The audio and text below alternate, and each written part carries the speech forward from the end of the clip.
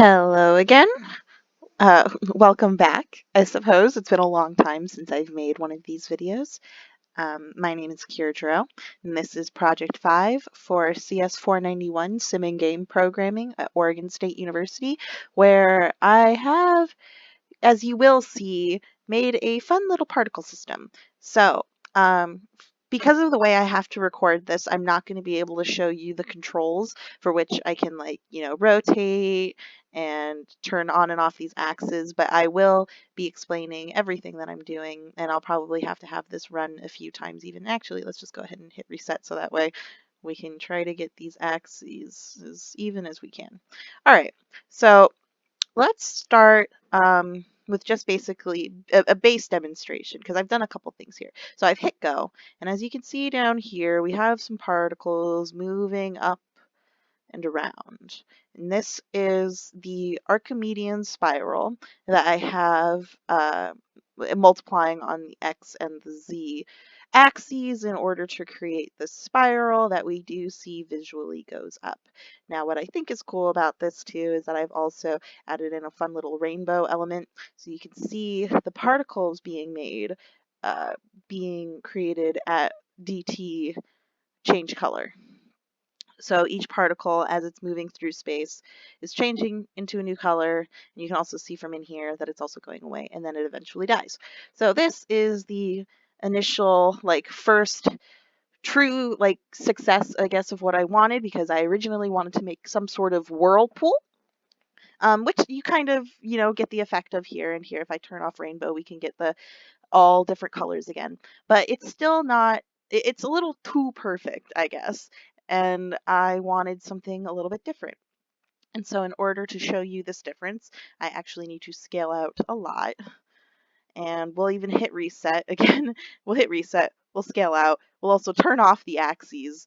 And we're going to hit what I call the fun button and hit go. So now this is the same Archimedean spiral, but it is also, so each particle point is on top of the x and z being multiplied by their, it's like, what is it? It's the time multiplied the cosine or the sine of the time, depending on if it's on x or z. So this is that same spiral format, except now it's also being multiplied by each individual particle's randomized velocity. So now we get this wonderful little spiral, which at certain points starts to look like TV static. And then this also can have the fun little rainbow effect, which is sort of crazy, but I love it. Let's let it start over so that way you can see how it grows from the red outward, and it still has that sort of effect of like it's building upwards.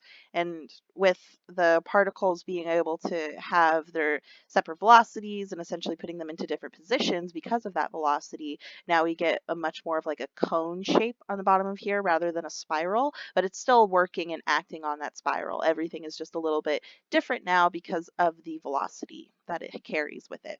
So we can see here like something even just as like what might be small here in comparison to the grand scheme of what this turns into. If I were to turn off the fun button, it is incredibly small.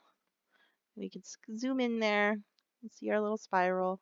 And then if we check the fun button, oh, and we lose everything because it was way too far. There we go. I just love that initial sort of movement right there. That looks great to me. And it's still not necessarily, I guess, 100% exactly what I wanted it to do. I don't know necessarily what my thought of a whirlpool was, except for I guess I think a whirlpool will probably be likely all blue, kind of like what we're getting in these blues and cooler tones here now. But I'm still pretty happy with what I've worked on and what I've got going. And I think that I will likely continue to build on this. But I figure at least for submission, this is good.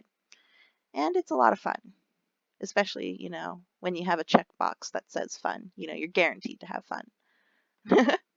Just such a dramatic difference. This really looks more like a galaxy when it comes down to, well, I guess it's maybe a little too fast for a galaxy. Or, I guess galaxies do move fairly fast. But either way, I'm very happy. Oh, but wait, let's do the fun button and turn off the rainbow. It goes a little bit slower because now it's also calculating all sorts of different colors at the same time for each individual particle. But it is a beaut. So yeah, thank you so much for watching my video, and I will see you for the next one.